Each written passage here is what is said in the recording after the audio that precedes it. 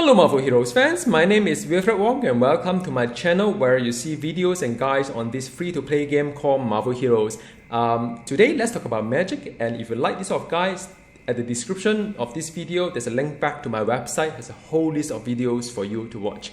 Now to talk about Magik, probably have to talk about what build options does she have, because sometimes you may sign up this game for this hero for a particular build in mind. She's very good at melee build. In fact, it's the only viable build that she has. On paper, she can be a summoner or even a ranged. So it can be melee summoner, ranged summoner, or pure range or pure melee kind of thing.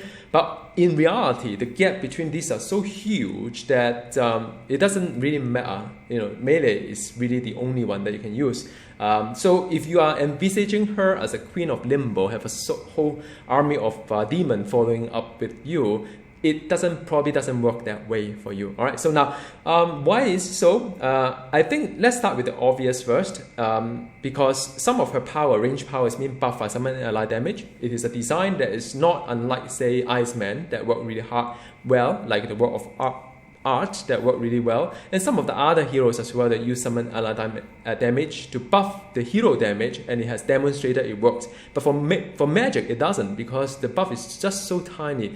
And it's just not worth it to use the summon ally damage to buff the hero ability like the spirit fans that she has.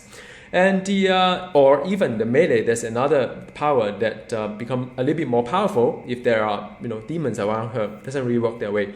And the second thing is that because of the whole command, you can have up to 8 command.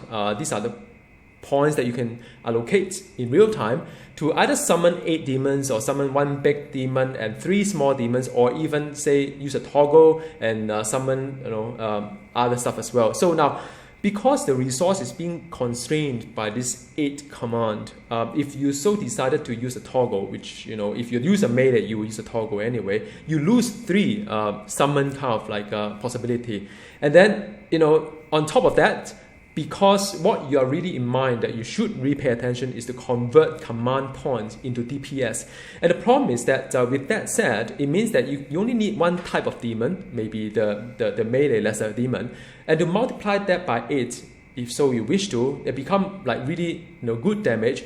So even if you mix a large demon that consumes 5 command points plus another 3, you are spending 40 power points onto something that is just slightly better. It just doesn't worth it. I mean, and because of this whole command constraint, I think that is why till today Gazillion still can't fix the whole Magik problem.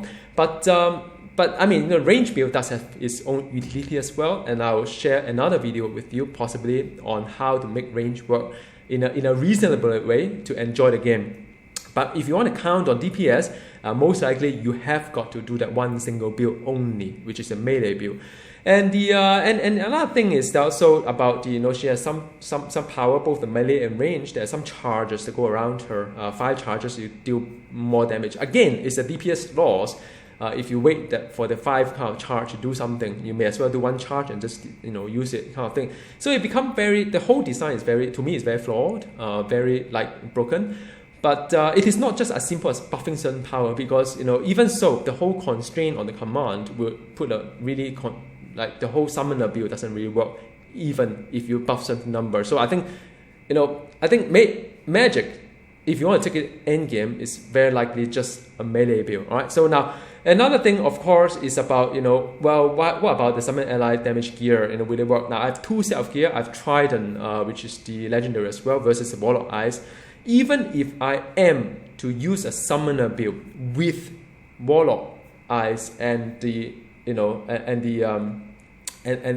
the other mental gear, is still better than the summon ally damage gear, right? So flip it to the other way. Even if I use summon ally damage gear on a melee kind of Magik, it's still better than a summoner Magik. So so the whole thing about the summon ally damage just doesn't work on Magik. Good news is that you could still play Magik on both build. One is fun build, another is more serious build with 1 set of gear. So I'm going to go into Danger Room right now, just demonstrate some of her power, and I'm going to talk about a little bit about her gear and Omega Point and so on. All right. So this is Cosmic Danger Room with the reasonable mid-tier kind of challenge rating, and yeah, I mean, you know, it's nothing really special, but I'd just like to talk about her ability and so on. Now with the melee build, first thing first, you must make sure that you summon a demon, which is the one of the demon out there. Sacrifice the demon so as to get the buff. All right, and after that you turn on the toggle, and that's it. You don't need to do any demon at all, and that is great. And after that, and she has a few power. In a danger room environment, you probably would like to switch to say confuse. All right, so that is probably what you do in danger room environment. But say in a raid environment, you probably would like to amplify damage so that your magic and the demon, no demon here, of course, will do more damage. So I'll use this one, confuse, right now because it's danger room. And and after that, and with confuse, I don't really need to do anything at all because basically, you know, this is like a become a passive power, and but you use this one as active to confuse the enemy. And after that, you have step to me as well. Step to me is very neat. It is like the right. So step to me is like the what's it called? Like the Nightcrawler that I've been asking to be able to really grab an enemy up, and to really grab an enemy up and into your current location. You can even, I think you can do it with boss as well. Not sure about the main boss, the raid boss, but yeah, I mean for boss you can actually do that. All right, so now, and I mean, I'm just play around with the whole thing. Magik has a few really cool power here, and some of which are quite a nice utility. Step to me is the one that you can pull the enemy upon you.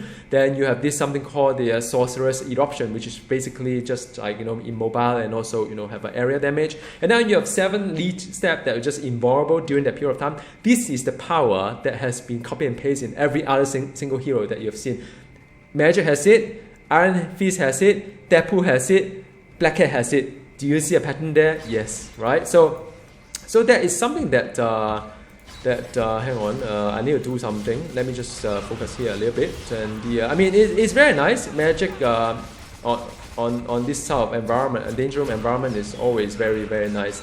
I mean, you expect no less from Magik, all right? So, but you do have to be a little bit aware that sometimes her she can be a little bit fragile. So you just have to be very careful whatever you do.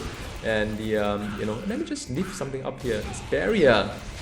Step on me. That is when you pull the enemy out. All right. So let me just get the thing sorted here. Right. So one of them, and she has a very nice teleport as well. And I mean, by and large, Magik is very, very strong in a danger room environment as well.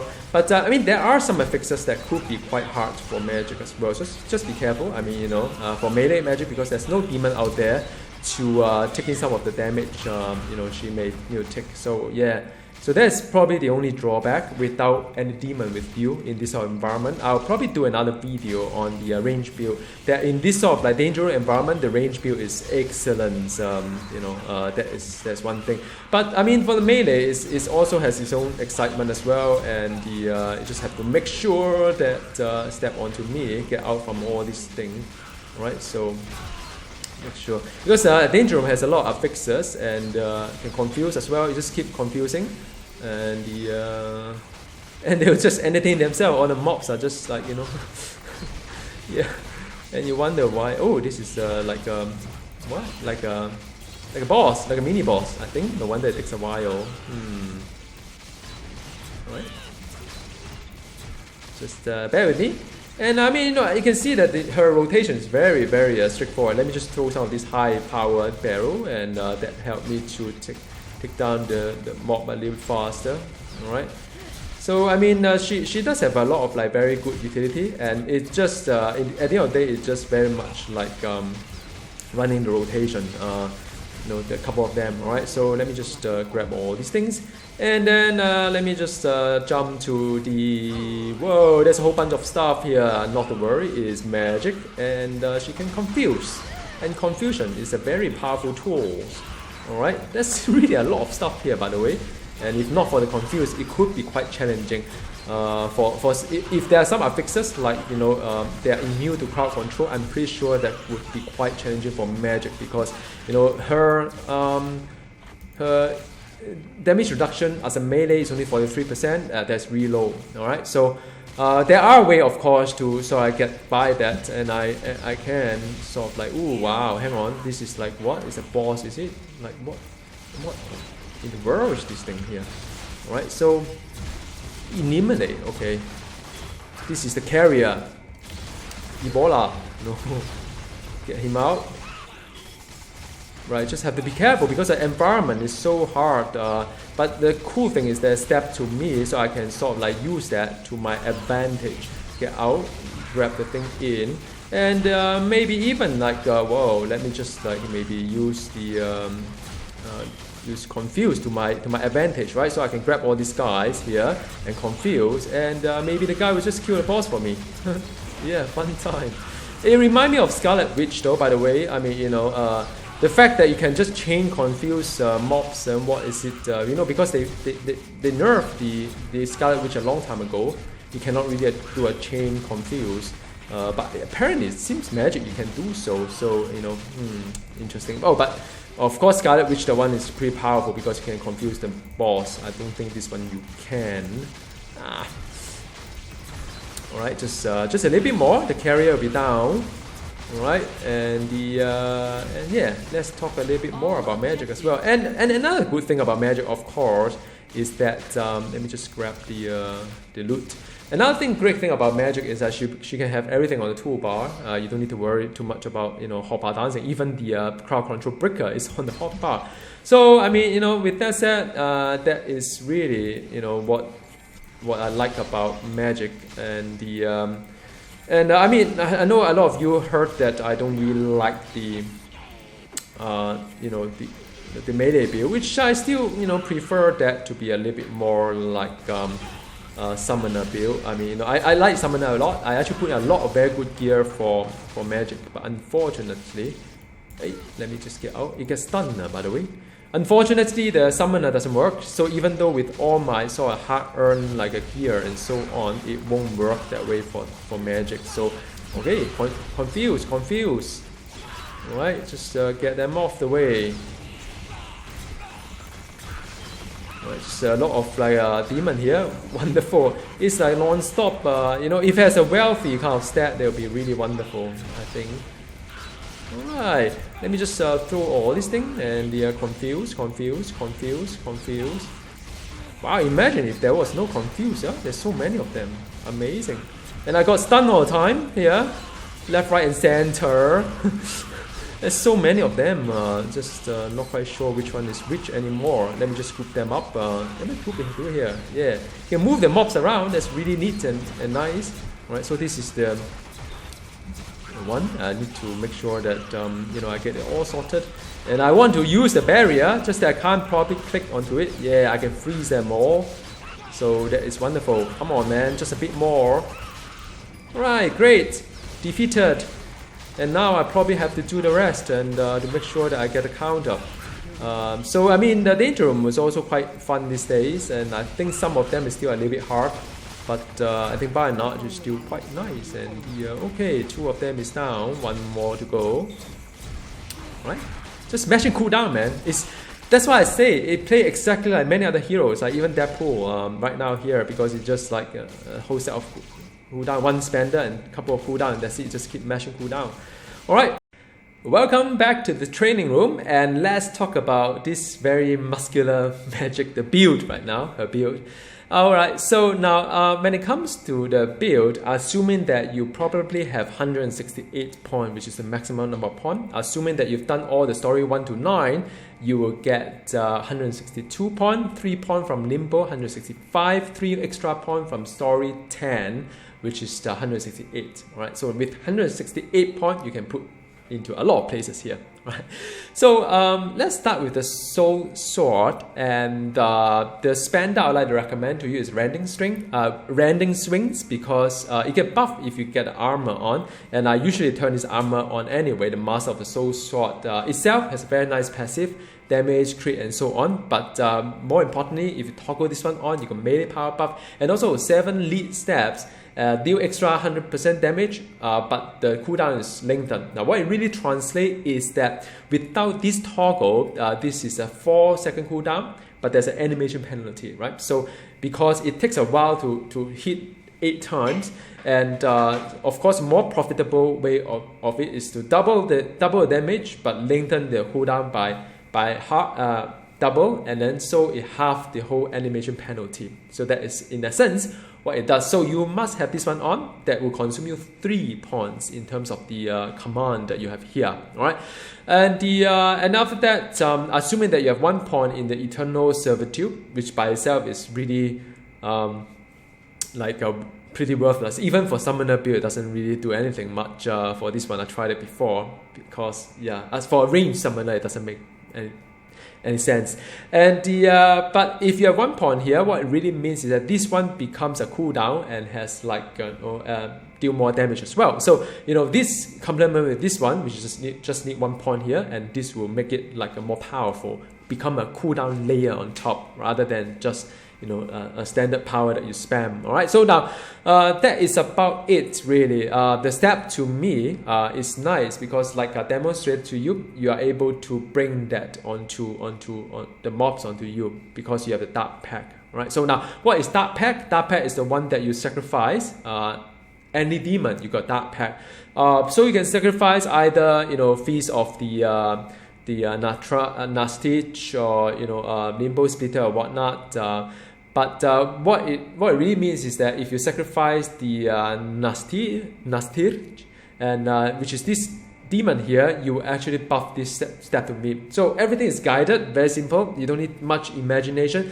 To do this, you need this and this. To do this, you need this one. All right. So that is in essence what it really means. And to do this one well, you need this one. Right, so it's easy. And between this one and this one, shall you have soul cleaving or shall you have this one here? Some people actually come, just look into mental damage and say, oh yeah, one is higher than the other. But don't forget, you have to take into consideration of the attack speed. So attack speed differ, these two, and also in order for soul cleaving to work, you must have the demons around you. Be warned that demon stats are only. Demons are summoned, by the way. So for those who are new to this game, summon doesn't inherit all the stats from the hero. Summon only inherit the crit chance, brutal chance. That's all. Some health, some defense, depending on the summon setup. But these are the ones that usually be inherited, which is the crit chance and brutal chance. Not damage rating, not crit damage rating, not brutal damage rating.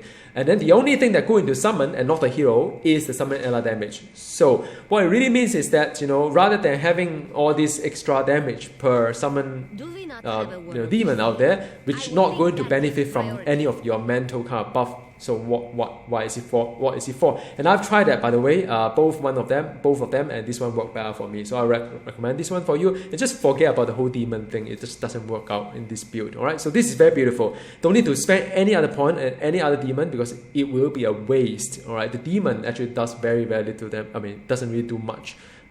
Because, like I mentioned before, the command. All right. The command constrains the entire demon kind of summon tree. Imagine you need 3 points here. What it really means that you already cut before you do anything. Imagine you already have 20 points here, right? Before this 20 point can be multiplied by 8 times, it take a discount of 3 points already. So your demon power is not really at its maximum potential anyway. Plus, you're not geared for it. So even if you gear for it, it's not even, it's not much. It's not better than the mental gear, right? So forget about the whole demon thing. It is not working, and I don't foresee any near future they'll be able to fix it because it's just too hard to rework the whole command thing. But Gazillion proved me wrong. I mean, if that is what you can do here to buff the summon tree, I'm more than happy to relook in the summon build again. But as of now, I don't think it's worth my effort. And then as for the as for the Soul Server, I mean, I said it before, I'm going to say it now. Again, the charges doesn't really make sense because by the time you have these 5 charges, you actually lose DPS by not spending the charges because it has an execute function to it. so why bother, right? So I don't even use it. But you could actually use it to spam, like, you know, everyone charge to spam it, but it's just too tedious to do something that is so, you know, the rest of it does its job really nice.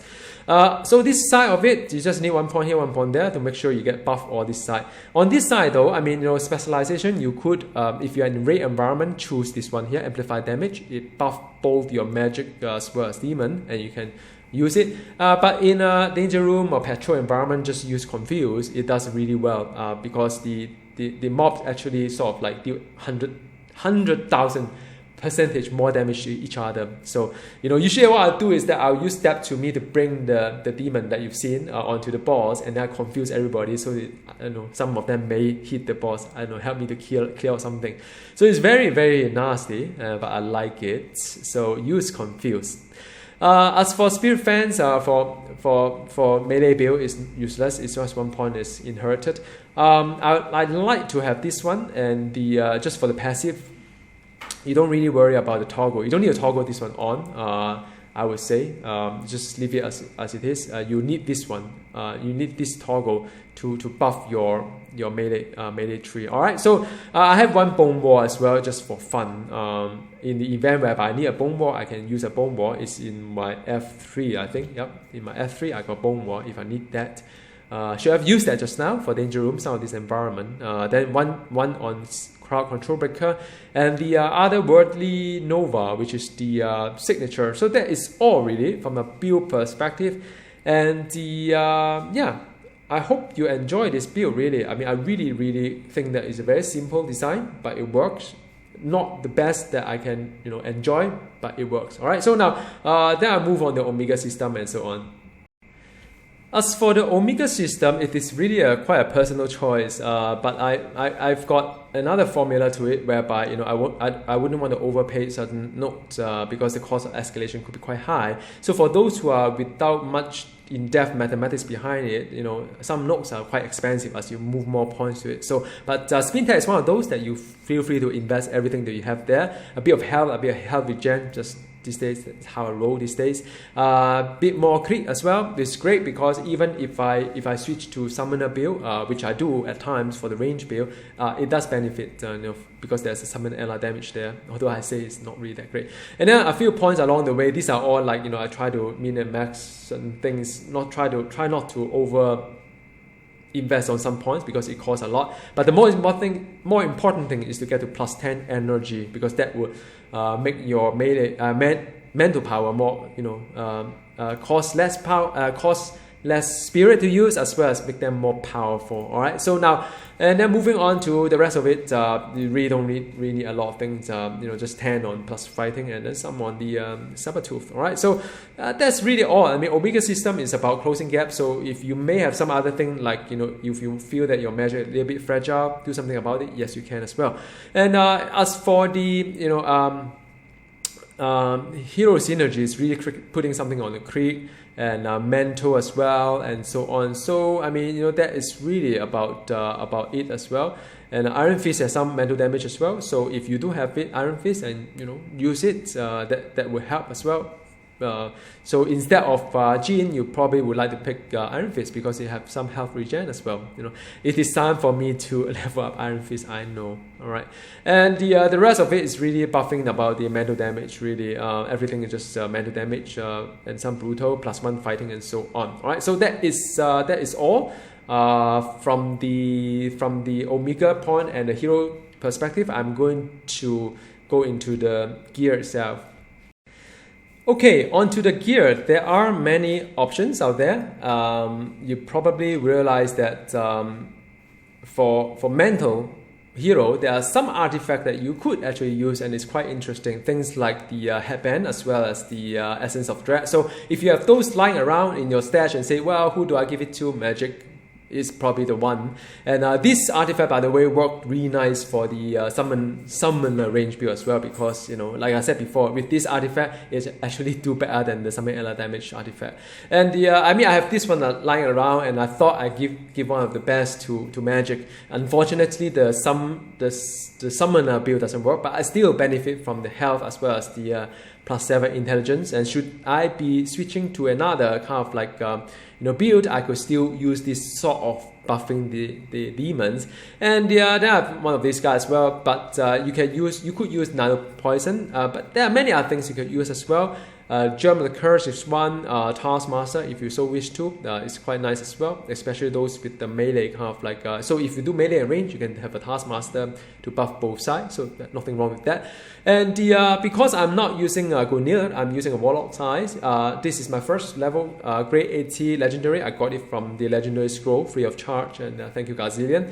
It is basically the best for her. Be it a summoner or non-summoner, this is the best. Alright, so as of now, till they fix the magic if ever on the summoner build. Okay, so but if you say, well, I mean, you know, I'm more interested in a grade 70, what should I do? I would say let's go roll for a Gungnir. I think that is pretty decent as well for the I would for either build, summoner or non-summoner. All right. So now, as for the medallion, because I'm not using Gungnir, I have deliberately choose the Bullseye because I would like to buff the crit damage rating for my magic to make her more awesome. Because Gungnir has a lot of crit damage rating, and you know, if you don't use Gungnir, you don't have it, right? So that's one of the reasons why I like to go for it. You could pick any other thing with the mental kind of like stuff inside, although that one is more for, I think Wizard is more for range. So, you know, just pick the range kind of medallion, or you know, even the melee one is the curse one is pretty decent as well. So those that you can consider.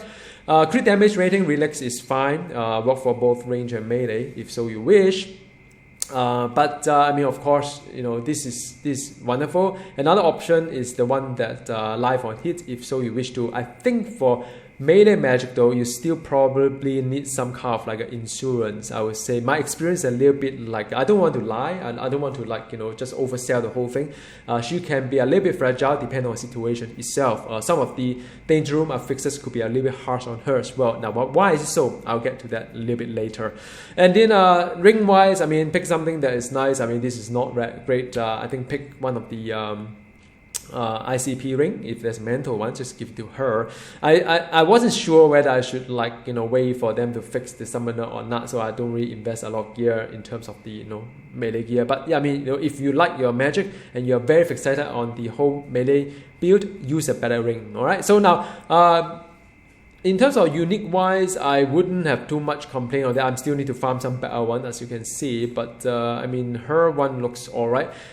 Some of them is summon ally damage. Do you really need to use that? But then you have other stuff as well. So I think, you know, for those that have summon ally damage kind of like a tag to it, you could consider shaking it off. Like you may want to replace the boots with something like the Santi or any boots that probably help with her build, or you know, any of these like, you know, slot 3 if you so wish to. All right, so but because I for one play magic both of the melee as well as ranged summon quite often, I switch to them. So I sort of have something that I could just use both. So you know, by the way, if you are new to my video channel, my guide is very much having this philosophy that it has to be fun and effective. It may not be the max, you know, out there, but it's easy to gear, easy to play, not too much hop-out dancing, effective in doing most scenario, if not all. That is my philosophy. All right, so now pet-wise is something like this will work well, even if you are playing a summoner. All right, so this one is something that I'm still holding on to. I may change it later,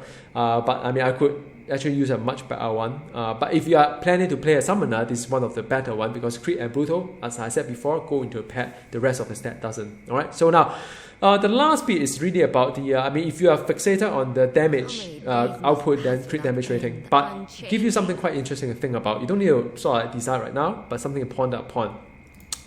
Her damage reduction is very low, even as she dealt melee is, I think it's about 42. Or 42 is very low as a melee. It doesn't really fly, but because she has some utility like stun or, you know, invulnerable during the time, confused, I understand, don't want to make her too powerful.